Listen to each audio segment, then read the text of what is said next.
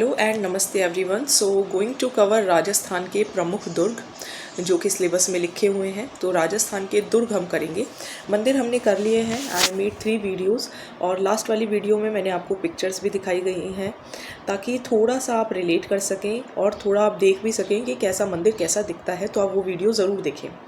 चलिए अब राजस्थान के दुर्ग स्टार्ट करते हैं। तो दुर्ग आपने कई बार पढ़े होंगे और काफ़ी मंदिरों के कंपैरिजन में दुर्ग कम है, तो ये आपको इजीली कवर हो जाएगा। तो देखिए सबसे पहले चित्तौड़गढ़ का दुर्ग। तो चित्तौड़गढ़ का दुर्ग जो है वो ऐसा दुर्ग है कि जिसके बारे में क्या नहीं कहा गया है ना, बहुत कुछ कहा गया है। जैसे कि क्या क्या कहा गया, मतलब अगर हम चित्तौड़गढ़ के दुर्ग के बारे में पढ़ने वाले हैं तो उसके बारे में क्या क्या कहा गया है। तो राजस्थान का सबसे बड़ा लिविंग फोर्ट इसको कहा गया है।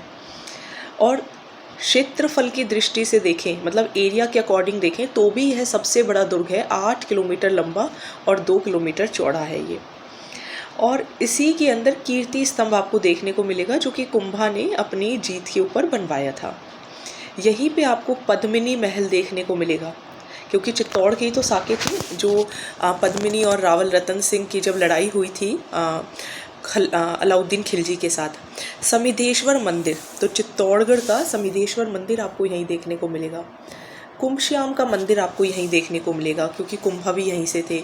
तुलजा भवानी का रहट यंत्र, नुकोठा मकान, नवलखा भंडार, श्रृंगार चवरी भी आपको यहीं देखने को मिलेगा।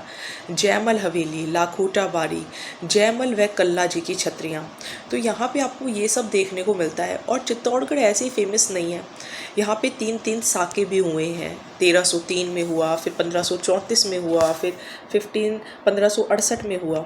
पहला अलाउद्दीन खिलजी करते हैं, फिर बहादुर शाह करते हैं, फिर अकबर करते हैं।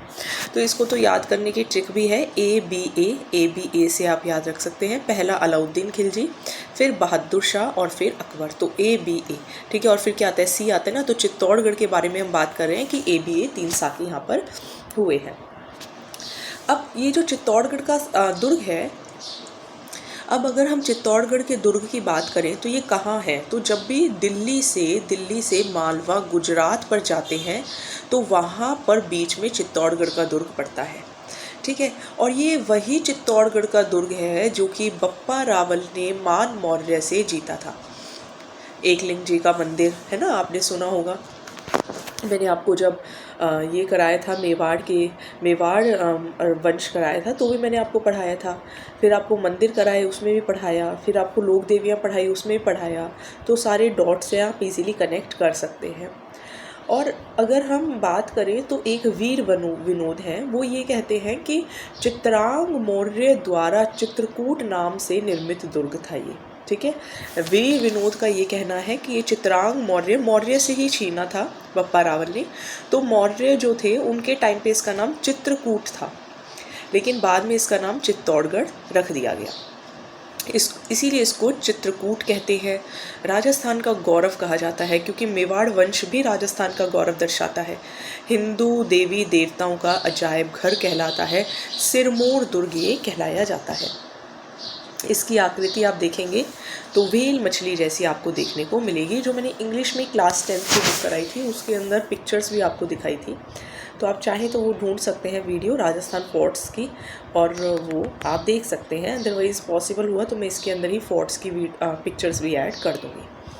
तो ये था चित्तौड़गढ़ का दुर्ग। अब ये कौन सी नदी पे है, तो ये 7 प्रवेश वाले द्वार हैं। इसके अंदर 7 जगह से आप इसके अंदर प्रवेश कर सकते हैं। मेसा पठार पर ये निर्मित है और 7 प्रवेश द्वार तो हैं ही हैं, लेकिन ये कौन सी नदियों के संगम पर बना हुआ है, गंभीरी और बेडच नदी के संगम पर ये बना हुआ है। तो ये था आपका चित्तौड़गढ़ का दुर्ग। मेरे ख्याल से समझ में आ गया होगा। चलिए अब बात करते हैं कुंभलगढ़ दुर्ग की। कुंभलगढ़ दुर्ग राजसमंद के अंदर है, ठीक है। चित्तौड़गढ़ दुर्ग तो चित्तौड़गढ़ के अंदर ही है। और देखो चित्तौड़गढ़ के अंदर है कीर्ति स्तंभ, ये भी आप ध्यान रखिएगा। और कुंभश्याम मंदिर, ये जो कुंभश्याम मंदिर है ना, this is in Chittorgarh, Kumbhalgarh में नहीं है। ऐसा कन्फ्यूजन हो सकता है ना कि कुंभश्याम मंदिर कुंभलगढ़ में है, लेकिन ऐसा नहीं है। तो देखिए जो कुंभलगढ़ है तो मेवाड़ की आँख इसको कहते हैं कुंभलगढ़ को, क्योंकि कुंभा से रिलेट कर लो आप इसको। तो मेवाड़ की आँख, महान दीवार, महोर महेंद्र, मच्छिंद्रपुर इसको कहा जाता है।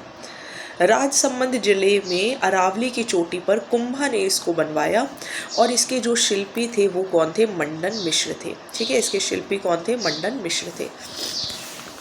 मौर्य शासक संप्रीति द्वारा निर्मित दुर्ग के ध्वंसावशेष पर कुंभा द्वारा निर्मित, यानी कि संप्रीति द्वारा निर्मित दुर्ग के, मतलब जो बना हुआ ही दुर्ग था उसके जो ध्वंसावशेष बचे हुए थे उस पर कुंभा ने इसको बनवाया।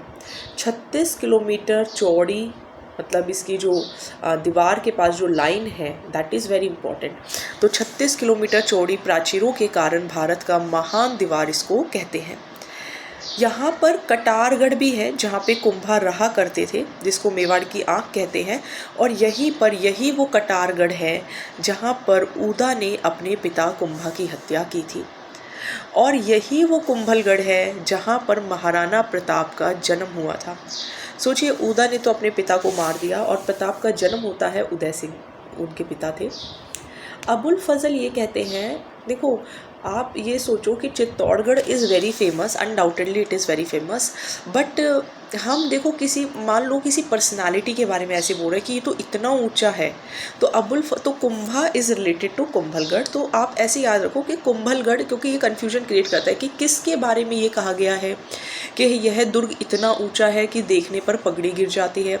तो सोचो ये कुंभा के बारे में कहा गया है, तो कुंभलगढ़ के बारे में ये है। टॉड ने इसे एट्रिक्सन से इसकी तुलना की है। ठीक है, तो आप कुंभा से रिलेट करो कि कुंभा को इतना ऊंचा कहा गया है कि उसको देखने पर पगड़ी गिर जाती है। कुंभा की जो तुलना है वो एट्रिक्सन के किले से की गई है। अब यहाँ पे आप कटारगढ़ देखेंगे, कुंभा स्वामी मंदिर देखेंगे, ये मैंने आपको चित्तौड़गढ़ में भी पढ़ाया है। झाली रानी का महल देखेंगे, मामदेव कुंड देखेंगे, बादल महल देखेंगे, और कुंभलगढ़ ही मेवाड़ की संकटकालीन राजधानी भी थी। ठीक है, या था, क्योंकि दुर्ग है तो इसलिए था वर्ड लिखा हुआ है। आई होप समझ में आ रहा होगा। एक बार मैं रिवाइज करा देती हूँ, फिर हम आगे चलते हैं। तो देखिए, चित्तौड़गढ़ का दुर्ग, पहले मैं एक बार इसको रब कर देती हूँ and then we will continue, क्योंकि देखो अपना मेन एम है कि याद होना चाहिए, है ना। वीडियोस तो देखो बनती रहती हैं, आप सुनते ही रहते हो, वीडियोस तो बहुत हैं। मेन एम है कि याद हो जाए। याद हो गया तो फिर तो फ़ायदा है, और याद नहीं हुआ तो क्या ही फ़ायदा। तो इसीलिए याद करिए आप, है ना, साथ साथ में याद करने की कोशिश करें। चलिए देखिए, तो एक बार दोबारा से मैं रिवाइज करा देती हूँ। चित्तौड़गढ़ का दुर्ग है ना, जो सबसे बड़ा लिविंग फोर्ट है, और यहाँ पर क्या क्या आपको देखने को मिलेगा। अच्छा, पहले चित्तौड़गढ़ के अंदर 3 साके हुए, तो आपको ए से ध्यान रखने हैं, है ना। पहला अलाउद्दीन, फिर बहादुर शाह, फिर अकबर। ठीक है, तो ये आप ध्यान रखिए। अब एक इसके अंदर आपको ये बात ध्यान रखनी है कि चित्तौड़गढ़ जो होगा वो पहले इसका नाम क्या था? पहले इसका नाम था चित्रकूट। चित्रांग द्वारा, मौर्य द्वारा ये बनवाया गया था। इसका नाम पहले चित्रकूट था। व्हेल मछली की आकार का है, लेकिन बप्पा रावल ने मौर्य से इसको छीन लिया और इसका नाम जो था वो चित्तौड़गढ़ हो गया था। कहाँ पर है ये? मेसा पठार पर है। सबसे बड़ा दुर्ग है ये क्षेत्रफल की दृष्टि से। 8 किलोमीटर लंबा है, 2 किलोमीटर चौड़ा है। 7 इसके अंदर प्रवेश द्वार है। गंभीरी व बेड़च नदी पर ये बना हुआ है, और ये आपको दिल्ली से मालवा व गुजरात जाते हुए मार्ग पर ये पड़ता है। 3 साके ए अलाउद्दीन, बहादुर शाह और अकबर। व्हेल मछली जैसा है, इसको चित्रकूट भी कहते हैं, राजस्थान का गौरव भी कहते हैं, हिंदू देवताओं का अजायब घर भी कहते हैं, और सिरमौर दुर्ग भी कहते हैं। तो देखो, सिरमौर तो आप ऐसे याद कर लेना, 2 ओ की मात्रा है। चित्तौड़गढ़ में भी 2 ओ की मात्रा है। देवताओं में भी ओ की मात्रा है, एक ए में हो गई, एक ओ में हो गई, तो बस याद रह जाएगा। क्योंकि देखो पेपर में आएगा ना, देवताओं का अजायब घर किसको कहा जाता है? चित्तौड़गढ़ को, कुंभलगढ़ को, तो फिर कन्फ्यूजन हो सकती है। इसलिए अगर थोड़ी सी भी ट्रिक याद हो गई तो आपको दिमाग में स्ट्राइक कर जाएगा। यहाँ पे आपको कीर्ति स्तंभ देखने को मिलेगा, पद्मिनी महल देखने को मिलेगा, कुमश्याम मंदिर यहाँ भी देखने को मिलेगा, समिधेश्वर मंदिर यहाँ पे आपको देखने को मिलेगा, तुलजा भवानी, रहत यंत्र, नोकोठा मकान, नवलखा भंडार, श्रृंगार, जयमल हवेली, लाखोटा बारी, जयमल व कल्ला जी की छतरियाँ। इसको भी देखो, मैं एक आपको याद करने की ट्रिक बताती हूँ, तो ये सारा याद हो ही जाएगा, क्योंकि बस यही है और कुछ है ही नहीं चित्तौड़गढ़ के बारे में। एक तो ये याद रखना है देवताओं का और सिरमौर का, तो ओ की मात्रा से आप इसको याद कर लेना। दूसरा देखो, आप ऐसे सोचो कि यहाँ पे क्या हो रखा है ना, कि कोई श्रृंगार कर रही है, कोई लेडी है और वो अपना श्रृंगार कर रही है। तो उसने क्या कर रखा है, मतलब श्रृंगार चवरी, है ना। तो उसके मतलब चित मतलब उसके मन में है कि मैं श्रृंगार करूं, ऐसे आप याद कर लेना। तो जब वो श्रृंगार कर रही है तो वो क्या कर रही है, लाखों के मतलब गहने पहन रही है, नवलखा पहन रही है। तो 3 याद रह जाएंगे, एक तो श्रृंगार चवरी, एक लाखोटा बारी, एक नवलखा भंडार। अब नवलखा से ही आप नोकोठा याद कर लेना, न नोकोठा, ठीक है। और जब वो अपना मेकअप करेगी तो कुछ यंत्र भी यूज़ करेगी ना, कुछ तो इंस्ट्रूमेंट्स भी यूज़ करेगी, तो यंत्र हो गया, ठीक है। और फिर ये 2 और ये और देख लेना, जयमल, देखो जयमल, कल्लाजी और तुलजा, ये 3 वर्ड आप देखोगे तो ल से है, ल से तुलजा, ल से कल्लाजी, ल से जयमल। तो ये आपको 3 और ध्यान दे जाएंगे। तो ये आपका चित्तौड़गढ़ कंप्लीट हो जाएगा। फिर इसके बाद कोई कन्फ्यूजन नहीं होगी, फिर आप क्वेश्चन से लगा सकते हो। वरना देखो कन्फ्यूजन होगी अगर आप रिवाइज नहीं करोगे और थोड़ी सी प्रैक्टिस नहीं करोगे। इसलिए ट्रिक से याद कर लीजिए और थोड़ा सा आप अपने आप भी रिलेट कर सकते हैं। चलिए अब मैं कुंभलगढ़ भी आपको रिवाइज करा देती हूँ। कुंभलगढ़ को आप कुंभा से रिलेट करके याद रखो। तो कुंभा को देखने के लिए अबुल फजल की पगड़ी गिर जाती है, ठीक है। तो ऐसे याद रह जाएगा कि कौन सा दुर्ग इतना ऊंचा है जिसको देखने पर पगड़ी गिर जाती है, तो कुंभलगढ़ को। और टॉड क्या कहता है, भाई कुंभा तो एट्रुक्सन जैसा है, तो एट्रुक्सन हो गया। कुंभा को ही मारा कटारगढ़ में, कटार से मारा है ना, कटार से मारा। किसने मारा, ऊदा ने मारा। उसी का बेटा था ऊदा, उसने उसको मार दिया। बहुत ऊत था, अपने बेटे को, अपने ही पिता को मार दिया। यहाँ पे भी कुंभा स्वामी मंदिर है। अब कुंभलगढ़, तो अगर मान लो ये ऊदा अपने गुस्से को झाल देता तो ऐसा नहीं होता है ना, या अपने मामा को ही बता देता, मामदेव को बता देता है ना, या थोड़ा बहुत बादलों को देख लेता तो शायद उसका गुस्सा शांत हो जाता। तो ऐसे याद रख लेना कि गुस्सा झाल देता तो शायद नहीं मारता, मामा को बता देता तो शायद नहीं मारता, बादलों को देख लेता तो शायद उसका गुस्सा कम हो जाता। तो ये कुंभा से आप रिलेट करके याद कर लोगे, क्योंकि देखो पूछेंगे ना कि नवलखा भंडार कहाँ है, श्रृंगार चवरी कहाँ है, तो फिर कन्फ्यूजन होगा। इसलिए थोड़ी सी ट्रिक हेल्प कर जाएगी। अब यहाँ पे 36 किलोमीटर जो कुंभा है, देखो कुंभा इज़ ऑल्सो वेरी मतलब टैलेंटेड एंड वो मतलब आप बोल सकते हो कि काफ़ी ज़्यादा फेमस थे। तो 36 किलोमीटर चौड़ी प्राचीरों के कारण इसको महान दीवार कहा जाता है। संप्रीति द्वारा जो निर्मित दुर्ग के ध्वंसावेश है उस पर कुंभा द्वारा ये बनवाया गया, राजसमंद जिले में है। और इसका शिल्पी मंडन मिश्र थे। तो देखो इसको कैसे याद करोगे, कुंभा, इसके अंदर भी अना की मात्रा है और मंडन को भी आप ऐसे लिख सकते हो, ऐसे लिखोगे ना मंडन, तो इसमें भी अना की मात्रा है और कुंभा में भी अ की मात्रा है। तो कुंभलगढ़ का शिल्पी कौन था, मंडन मिश्र था, ठीक है। और इसको मेवाड़ की आँख कहा जाता है, महान दीवार कहा जाता है, महोर महेंद्र कहा जाता है, मच्छिंद्रपुर कहा जाता है। तो रिलेट करो कि कुंभा ही महोर महेंद्र है और मच्छिंद्रपुर है। तो ये हो गया आपका कुंभलगढ़ के बारे में। आई होप आपको हेल्प करेगा, है ना। हेल्प तभी करेगा जब आप थोड़ा सा रिवाइज करेंगे। अब बात करते हैं हम रणथंभौर दुर्ग के बारे में। तो रणथंभौर दुर्ग भी बहुत फेमस है, obviously it is also very famous. तो रन की घाटी में स्थित नगर, इसका मतलब क्या है, रणथंभौर है वो कहाँ पर है, इसलिए अबुल फजल ने इसे बख्तरबंद कहा गया है कि मतलब ये तो बंद है, कुछ दिखाई नहीं दे रहा। तो कहाँ भाग कर देखें, कहाँ ढूंढे, 7 पहाड़ियों से घिरा हुआ है, इतना मतलब बीच में फंसा हुआ है कि बख्तरबंद है, कुछ पता ही नहीं चल रहा कि कैसे इसको हम देखें। राजस्थान का पहला साका यहाँ पर हुआ था 1301 में, ठीक है। राजस्थान का पहला साका 1301 के अंदर हुआ था, ठीक है। ये भी आपको ध्यान रखना है। चलिए, तो रणथंभौर का दुर्ग, तो देखो रणथंभौर के दुर्ग के अंदर एरन दुर्ग भी है और जल दुर्ग भी है। और जो आपका ये वाला दुर्ग है वो क्या है, बेसिकली 7 पहाड़ियों से घिरा हुआ है। तो जिस भी रन करते हैं ना तो भी भागते हैं, तो रन से आपको याद रखना है। तो रणथंभौर के अंदर ही है सुपारी महल। तो अगर मान लो सुपारी दे दी और अगर मान लो किसी की डेथ हो गई है तो फिर तो न्याय मिलेगा, और न्याय कहाँ से मिलेगा, अगेन रणथंभौर से मिलेगा। अब किसके साथ ये सब गलत हुआ है, तो हम्मीर के साथ। अलाउद्दीन ने अटैक किया था ना, तो हम्मीर के साथ। तो हम्मीर को पता नहीं था कि ये इतना बुरा करेगा, है ना। तो हम्मीर ने तो सदा ही ऐसे सोचा था कि सब अच्छे हैं, तो सदरुद्दीन की दरगाह। लेकिन उसको क्या चाहिए थे, उस जो अलाउद्दीन था वो मतलब उसके अंदर बहुत ज़ोर हो रखा था कि उसको बस लाखों रुपए चाहिए, 9 लाख के रुपए चाहिए, है ना, 9 लाख रुपए चाहिए उसको, या 9 लखा हार चाहिए, तो उसने ना इधर देखा ना उधर देखा, ना जोगी महल देखा ना रनिहार तालाब देखा, सब पर अटैक कर दिया। याद हो जाए तो अच्छी बात है, वरना पर रट्टा मार सकते हैं। ठीक है, चलिए अब हम आगे करते हैं। अब आ जाते हैं जालोर के दुर्ग पे। तो जालोर का दुर्ग सुवर्णगिरी, है ना, ये ध्यान रखिएगा आप, सुवर्णगिरी किसको कहते हैं। ठीक है, तो सुवर्णगिरी किसको कहते हैं, सुवर्ण मतलब जालोर, पानी जैसा। सोनलगढ़ इसको कहते हैं, जाबालीपुर इसको कहते हैं, कनकाचल इसको कहते हैं। सोनगिरी पहाड़ी पर सुकड़ी नदी के किनारे जालोर दुर्ग प्रतिहार शासकों द्वारा निर्मित है। ये तो हमने पढ़ा ही था कि मेड़ता और एक था मंडोर, तो ये तो वही की शाखा है, तो प्रतिहार ही इसको बनाएंगे। अब प्रतिहार सोनगिरी पहाड़ी पर सुकड़ी नदी के किनारे इसको बनाते हैं।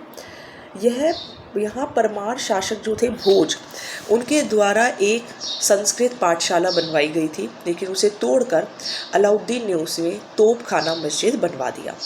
यह मारवाड़ राजाओं का संकटकालीन आश्रय था, यानी कि जब भी राजाओं को प्रॉब्लम आती थी तो वो यहाँ आ जाते थे। हसन निज़ामी कहते हैं कि इस दुर्ग का दरवाज़ा कोई आक्रमणकारी खोल नहीं पाया।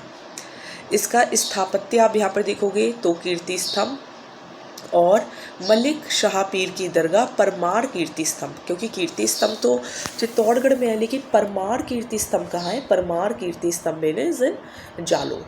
अब कुछ चीज़ें जो आपको याद नहीं रहेंगी वो मैं आपको याद करा देती हूँ। तो देखो, आप ऐसे याद करो कि जालोर मतलब जल, पानी से रिलेट करके आप इसको याद करो। तो जब आप इसको पानी से रिलेट करके याद करोगे तो देखो, पानी, जालोर को पानी से रिलेट करके याद करोगे तो देखो, पानी के अंदर आपने ना एक सूखी सी लकड़ी डाल दी है, तो सूखड़ी नदी, है ना, सूखी सी लकड़ी डाल दी तो सूखड़ी नदी। और यहाँ पर ये तो याद रह जाएगा कि भाई यहाँ पे संस्कृत पाठशाला बनवाई थी, जिसको तोपखाना मस्जिद के अंदर कन्वर्ट कर दिया गया। और देखो, जब भी मान लो अगर किसी के ऊपर कोई अटैक करे तो क्यों ना जल में छुप जाए, तो कोई भी ढूंढ नहीं पाएगा, तो संकटकालीन आश्रय भी यहीं पर था और कोई इसका आक्रमणकारी इसका दरवाज़ा खोल भी नहीं पाया। यहाँ पर मलिक शाह पीर की भी दरगाह थी और परमार कीर्ति स्तंभ भी था। दोनों ही देखो काफ़ी इतने कोई ख़ास ऐसे वर्ड्स नहीं है जो कि आपने बहुत ज़्यादा सुने हो। तो जल के अंदर अगर कोई भी चीज़ समा जाती है तो इतनी फेमस नहीं हो पाती। तो मलिक शाह पीर की दरगाह और परमार कीर्ति स्तंभ आपको यहीं देखने को मिलेगी। सोनलगढ़ कनकाचल भी इसी को कहा जाता है। चलिए अब चलते हैं मेहरानगढ़, यानी कि जोधपुर चलते हैं अब। तो देखिए, जोधपुर और मयूर ध्वज के जैसा है, गढ़ चिंतामणि और चिड़िया टूक पहाड़ी पर है। ये गढ़ चिंतामणि है ना, मयूर ध्वज जोधपुर। चिड़िया टूक पहाड़ी पर जोधा ने इसको 1459 में मयूर जैसी आकृति के कारण बनवाया, जिसलिए इसको मयूर ध्वज भी कहा जाता है। एक्चुअली हम इसके जस्ट पास से निकले थे, 2 या 3 साल पहले की बात है, जोधपुर के अंदर हम गए थे, लेकिन देखने का टाइम नहीं मिला। अगर देख के आते तो शायद मैं थोड़ा आपको और डिटेल्स बता पाती। इस दुर्ग की नींव जो थी वो राजिया भांभी को जिंदा चिना गया। मतलब इस दुर्ग की नींव में, मतलब अगर आप मेहरानगढ़ दुर्ग देखोगे तो उसकी जो नींव है उसमें राजिया भांभी को जिंदा चिना गया था। तो बहुत बात ध्यान रखनी है। रुडयार्ड किपलिंग के अनुसार इस दुर्ग का निर्माण जो है वो फरिश्तों व हूरों ने किया है। मेहरानगढ़ दुर्ग की हम बात करें तो इसके अंदर किलकिला, शंभूबान, गजनी खातोप, रानीसर तालाब, पदम सागर तालाब, चोखेलाव तालाब, धन्ना भीवा की छतरी, मान सिंह पुस्तक प्रकाश, श्रृंगार चौकी, भूरेखा की मज़ार, अजीत महल, तख्त विलास, बहुत कुछ है। ठीक है, तो अब मैं आपको इसमें से 2 इम्पॉर्टेंट चीज़ें बता देती हूँ, या अगर थोड़ा बहुत चलो सारा याद ही कराने की कोशिश अगर हम करते भी हैं, है ना, तो चलो लेट्स ट्राई। अगर कुछ अच्छी सी ट्रिक बन जाती है तो, या कुछ भी रिलेट करके याद कर पाए, है ना, अल्टीमेट एम की लर्न हो जाए। तो देखो, मेहरानगढ़, तो मेहरान से आप याद कर लो अब मेहमान, है ना, मेहमान। तो मेहमान से आप याद रखो कि मेहमान जो है वो आएगा तो आप उसको तख्त पे बैठाओगे, है ना, क्योंकि उसको जीता नहीं जा सकता, वो अजीत है ना, आप उसके साथ बहस करोगे तो नाराज़ हो जाएगा। और जब वो आएंगे तो थोड़ा वो श्रृंगार करके आएंगे, तो श्रृंगार चौकी। ठीक है, अब कौन है आपके ये मेहमान? मान लो ये जो मेहमान हैं वो दो आ रहे हैं, एक तो आ रहे हैं भूरे खां और एक आ रहे हैं मान सिंह। तीन आ रहे हैं, चलो एक आ रहे हैं धन्ना भिवा। तीन मेहमान हैं, एक है मान सिंह, एक है भूरे खां और एक है धन्ना भिवा। और सोचो तीनों श्रृंगार करके आए हैं और तीनों को आप जीत नहीं सकते, अजीत है। और तीनों को आपने तख्त पे बैठा दिया, लेकिन उनको मज़ा नहीं आया। उनको मज़ा तब आएगा जब आप उनको किसी तालाब में नहलाओगे। तो क्योंकि तीन लोग हैं तो आपने उनको तीन तालाब ही ऑफ़र किए नहाने के लिए कि भाई एक तो चोखेलाव तालाब है ना, वो बहुत चोखा है। एक पद्म सागर तालाब है, मतलब जहाँ पे आप अपने पद रखोगे। एक रानीसर तालाब है। तो तीन तालाबों का आपने उनको ऑप्शन दिया है। दोबारा याद कराती हूँ, मेहमान आ रहे हैं, तीन मेहमान हैं, मान सिंह, धन्ना भीवा, भूरे खां। मान सिंह, धन्ना भीवा, भूरे खां, ये सब मेहरानगढ़ दुर्ग के अंदर है। अब जब वो आए हैं तो वो अजीत है, आप उनको जीत नहीं सकते, अजीत बहन। आप उनको तख्त पे बैठाओगे, तख्त विलास। और अब आपने उनको कहा कि आप आए हो तो आप थोड़ा नहा लो, है ना, फ्रेश हो जाओ। तो आपने उनको तीन तालाब का ऑप्शन दिया, एक चोखेलाव, एक पद्म सागर और एक रानीसर तालाब। ठीक है, उन्होंने कहा कि ठीक है चलो, अब हमने नहा तो हम लिए हैं, अब हमें तोप चलवाओ, बांध चलवाओ, हमें किला दिखाओ। तो अब आप उनको दिखाओगे किलकिला, शंभू बांध और गजनी खां तोप। मेरे ख्याल से याद हो गया होगा। I know these are very funny tricks, but याद हो जाता है देखो, क्योंकि मुझे तो एक्चुअली राजस्थान जीके है ना, बड़ी रट के याद किया मैंने तो स्टार्टिंग में। और फिर जब फाइनली मैंने इसको इंग्लिश में पढ़ा तो मुझे थोड़ी समझ आनी शुरू हुई। इंग्लिश मीडियम वाले स्टूडेंट्स के साथ देखो ये प्रॉब्लम होती है। अब अगर आज भी मान लीजिए हम सीबीएसई के बच्चों को पढ़ाते हैं और फिर जब वो हिंदी के अंदर अगर पढ़ी हुई चीज़ें भी पढ़ेंगे ना तो सर के ऊपर से चली जाती हैं। तो पहले मतलब मेरे सर के ऊपर से चली जाती थी कि क्या नाम है, लेकिन अब पढ़ाते पढ़ाते इतने साल हो गए, 2018 से, आई थिंक 2018 या 2019 से राजस्थान जी के, तो अब तो 5-6 साल हो गए। तो अब जाके कहीं ना कहीं कंफर्ट बैठा है कि हाँ पढ़ा पाते हैं।